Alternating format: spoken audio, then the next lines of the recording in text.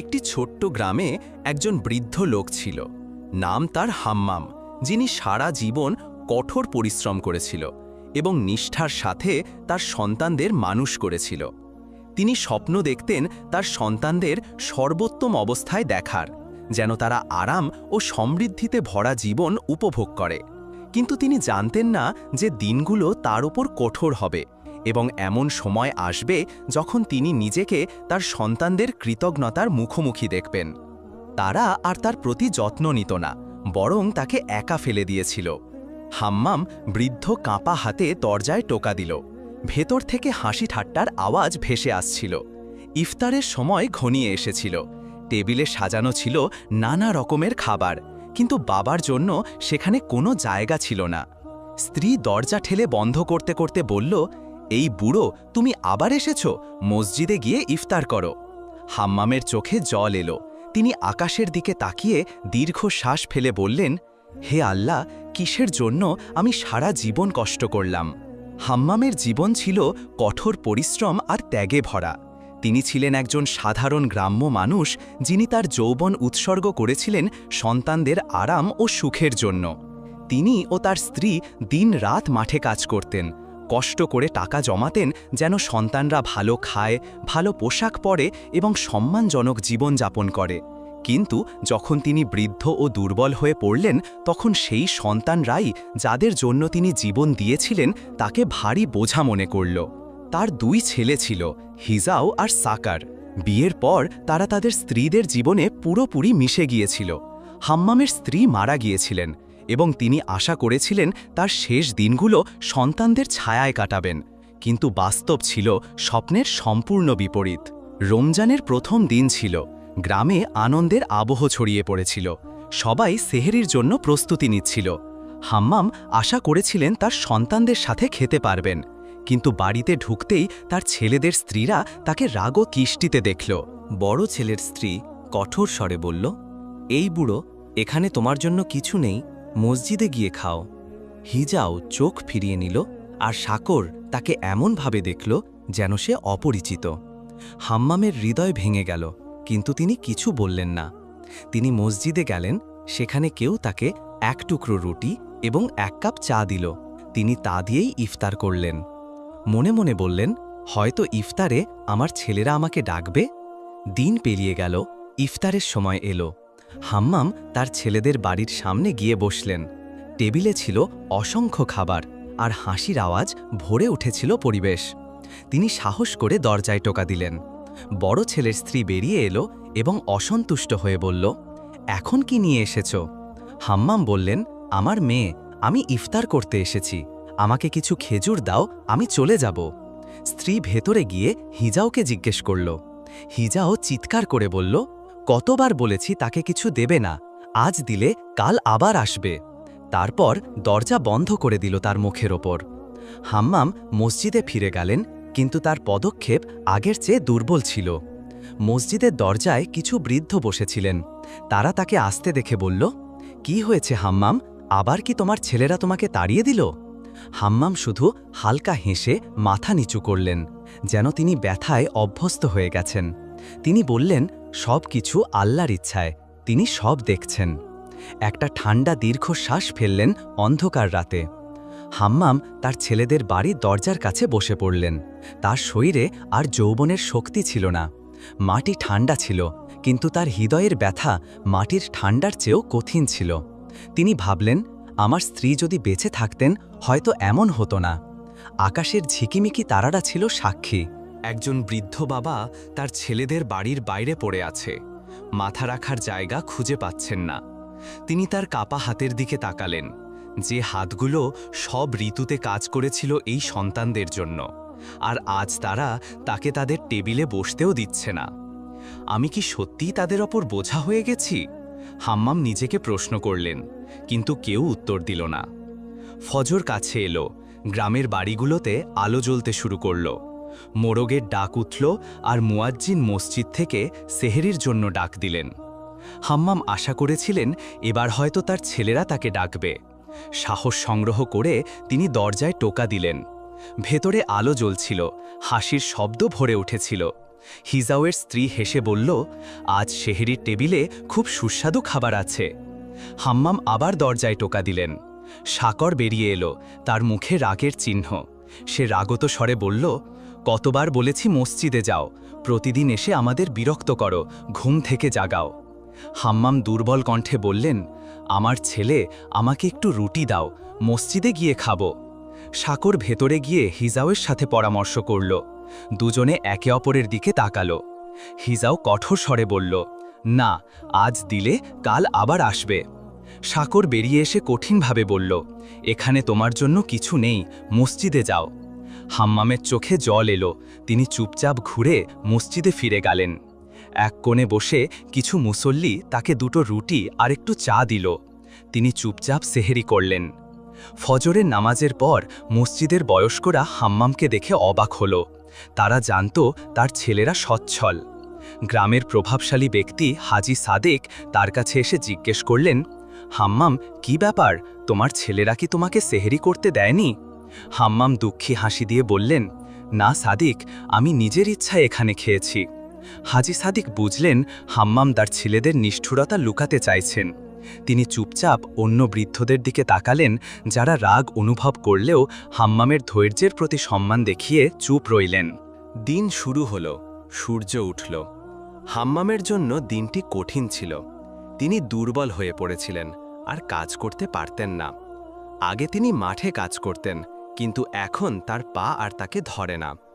তিনি একটি গাছের নিচে বসলেন, হাত খালি, পকেটে কোনো টাকা নেই। পথচারীরা তার দিকে দুঃখের দৃষ্টিতে তাকালো, কিন্তু কেউ সাহায্যের হাত বাড়ালো না। সূর্যের তাপ বাড়ল, তার অবস্থা আরও খারাপ হলো, কিন্তু তিনি কারো কাছে হাত পাততে প্রস্তুত ছিলেন না। মাগরিবের সময় এলো, মসজিদে ইফতারের প্রস্তুতি শুরু হলো। হাম্মাম মনে মনে আশা করলেন এবার হয়তো তার ছেলেদের হৃদয় নরম হবে। কাঁপতে কাঁপতে তিনি দরজায় টোকা দিলেন। বড় ছেলের স্ত্রী বেরিয়ে এলো, তাকে দেখেই চিৎকার করে বলল, তুমি কি কখনো থামবে না? প্রতিদিন একই কথা। আমরা কি এখানে দাতব্য খাবারের দোকান খুলেছি? হাম্মাম দুঃখের সাথে বললেন, আমার মেয়ে, আমাকে একটা খেজুর দাও, আল্লাহ তোমাকে আরও দেবেন। কিন্তু সে দরজা বন্ধ করে দিল। হাম্মাম চুপচাপ মসজিদে ফিরে গেলেন। ইফতারের সময় হল, মুসল্লিরা টেবিলে বসল। কেউ তাকে দেখে দুটো খেজুর আর এক গ্লাস পানি দিল। হাম্মাম কাঁপা হাতে খেজুর তুলে আকাশের দিকে তাকালেন। বললেন, হে আল্লাহ, আমি কি এই দিনের জন্যই সারা জীবন বেঁচেছিলাম? তার চোখের জল দাড়ির সাথে মিশে গেল। তিনি প্রথম খেজুরটি মুখে দিলেন। রাতে তিনি ছেলেদের বাড়ির কাছে গিয়ে শুয়ে পড়লেন। তার হৃদয়ে আশা ছিল সেহেরির সময় হয়তো কেউ তাকে ডাকবে, কিন্তু তিনি জানতেন না তার ভাগ্যে কি অপেক্ষা করছে। মসজিদের খাদেম তাকে এই অবস্থায় দেখে খুব দুঃখ পেল। তিনি জানতেন হাম্মাম একটি সম্মানজনক জীবন যাপন করেছেন, কঠোর পরিশ্রম করেছেন, আর এখন তার ছেলেদের কাছ থেকে অপমান পাচ্ছেন। মাগরিবের নামাজের পর ইমাম সবাইকে থামিয়ে বললেন, ভাইরা, আমরা রমজানে সওয়াব অর্জনের চেষ্টা করি, কিন্তু আমাদের সামনে একজন মজলুম আছেন যাকে কেউ দেখছে না। এই হাম্মাম, যিনি তার জীবন উৎসর্গ করেছেন সন্তানদের জন্য, আজ তার ছেলেরা তাকে তাদের সাথে বসতে দেয় না। মসজিদে নীরবতা ছড়িয়ে পড়ল। সবাই হাম্মামের দিকে অবাক হয়ে তাকালো। কেউ বিশ্বাস করতে পারল না যে এই ভালো ও পরিশ্রমী মানুষটি তার সন্তানদের কাছ থেকে এমন নির্মম আচরণ পাচ্ছেন। পরদিন সকালে পুরো গ্রাম এই বিষয়ে কথা বলছিল। সবাই হাম্মামের ছেলেদের আচরণ নিয়ে আলোচনা করছিল। কেউ কেউ বলল, নিশ্চয়ই হাম্মাম কোনো ভুল করেছেন, তাই এমন ভাগ্য তার। কিন্তু গ্রামের বৃদ্ধরা একত্র হয়ে বলল, আমরা নিজ চোখে দেখেছি হাম্মাম কিভাবে তার সন্তানদের মানুষ করেছেন। তিনি নিজে না খেয়ে তাদের খাইয়েছেন, আর আজ তারা তাকে এক টুকরো খাবারও দেয় না। হাজি সাদিক সিদ্ধান্ত নিলেন তিনি নিজে হাম্মামের ছেলেদের সাথে কথা বলবেন। তিনি সরাসরি তাদের বাড়িতে গেলেন। দরজা খুলল হিজাও। হাজি সাদিককে দেখে অবাক হল। সে ইতস্তত করে বলল, হাজি সাদিক, কি খবর?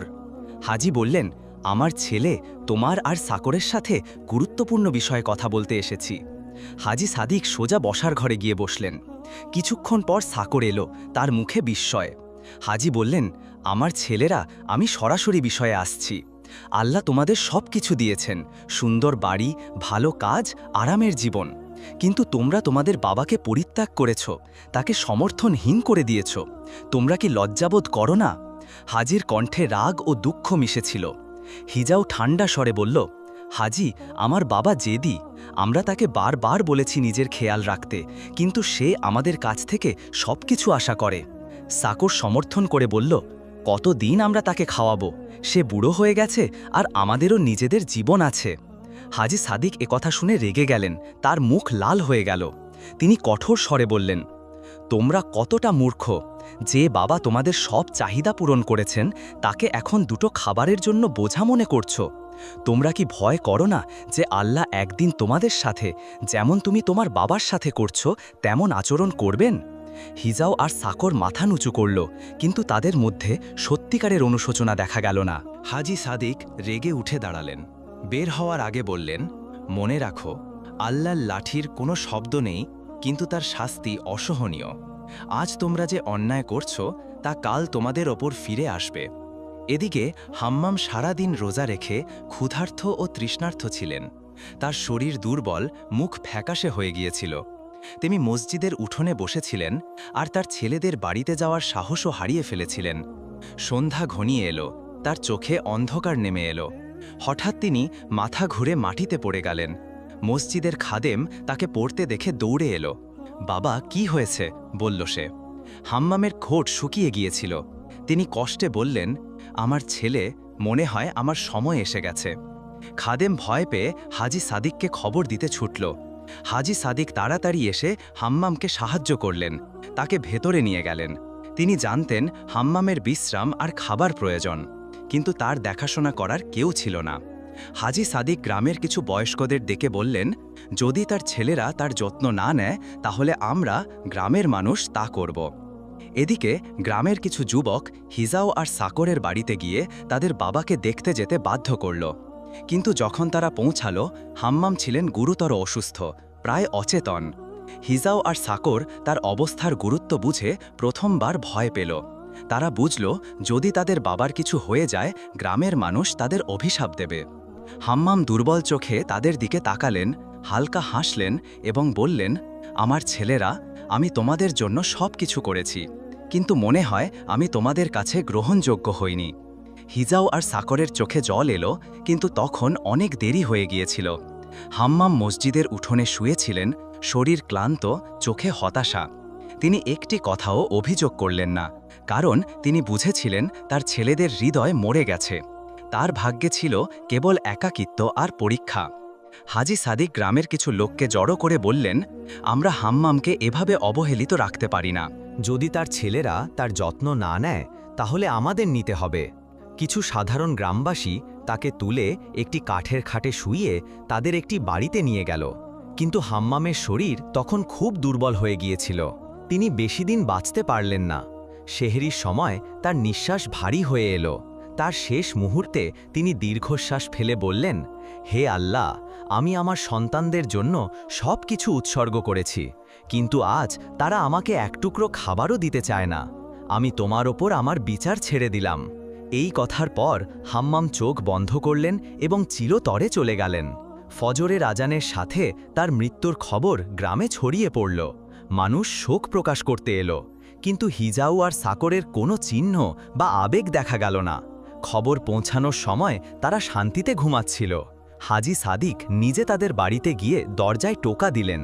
তিনি বললেন, তোমাদের বাবা মারা গেছেন, অন্তত তার জানাজায় এসো। হিজাও সাকরের দিকে তাকালো, যেন এটি তাদের কাছে তেমন গুরুত্বপূর্ণ নয়। সে বলল, হাজি, আপনি কাফন আর দাফনের ব্যবস্থা করুন, আমাদের দোকানে কাজ আছে।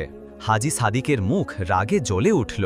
তিনি বললেন, আমি জানি না তোমাদের হৃদয় কিভাবে এত কঠিন হলো। তোমরা কি বোঝো না যে তোমাদের নিষ্ঠুরতায় তোমাদের বাবা মারা গেছেন? গ্রামের সবাই এই কথা শুনছিল এবং তাদের দিকে তাচ্ছিল্যের দৃষ্টিতে তাকাচ্ছিল, কারণ তারা তাদের বাবার জানাজাতেও কোনো সম্মান দেখায়নি। হাজি সাদিক রেগে বললেন, ঠিক আছে, আমরা তার জানাজার ব্যবস্থা করব, কিন্তু মনে রেখো, সময়ের চাকা থামে না। যে কাঁটা বনে সে ব্যাছা ছাড়া কিছু পায় না। কয়েকদিন পর হিজাও আর সাকরের অপর বিপদ নেমে এলো। হিজাওয়ের স্ত্রী গুরুতর অসুস্থ হয়ে পড়ল। অনেক টাকা খরচ করেও তারা কোনো কার্যকর চিকিৎসা পেল না।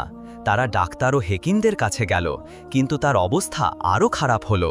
অন্যদিকে সাকর তার ব্যবসায় অনেক ক্ষতির সম্মুখীন হল।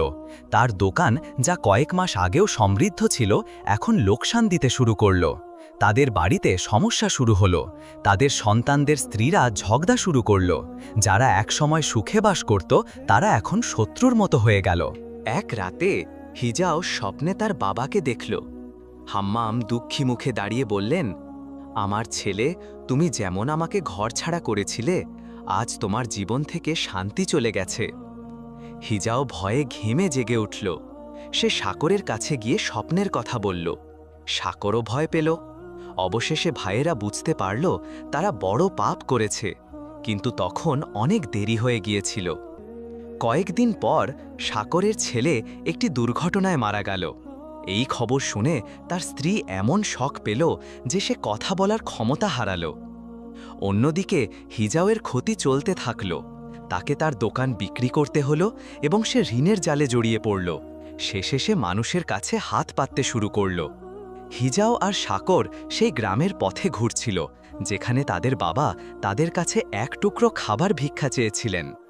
যারা একসময় অনেক কিছুর মালিক ছিল, তারা এখন নিঃস্ব। একদিন তারা গ্রামের মসজিদে বসেছিল। হাজি সাদিক তাদের দেখে বললেন, মনে আছে আমি বলেছিলাম যে বনে সে পায়? আল্লাহ তোমাদের সুযোগ দিয়েছিলেন, কিন্তু তোমরা তোমাদের বাবার সাথে জুলুম করেছ। এখন তোমরা দুনিয়াতেই শাস্তি পাচ্ছ। হিজাও আর সাকর খুব কাঁদল। তাদের অনুশোচনা হলো, কিন্তু আর কিছু করার ছিল না। সময় ফুরিয়ে গিয়েছিল। আল্লাহ তাআলা তার পবিত্র কিতাবে বলেছেন, তোমার প্রভু নির্দেশ দিয়েছেন যে তোমরা তাকে ছাড়া কাউকে উপাসনা করবে না এবং পিতামাতার সাথে ভালো ব্যবহার করবে। তাদের একজন বা উভয়ে যদি তোমার কাছে বৃদ্ধ বয়সে পৌঁছে, তাহলে তাদের উফ পর্যন্ত বলবে না, তাদের ধমক দেবে না এবং তাদের সাথে সম্মানজনক কথা বলবে। প্রিয় বন্ধুরা, এখানে আমাদের গল্প শেষ। আশা করি এটি আপনাদের পছন্দ হয়েছে। নামাজ ভুলবেন না এবং দয়া করে একটি লাইক ও সাবস্ক্রাইব করুন।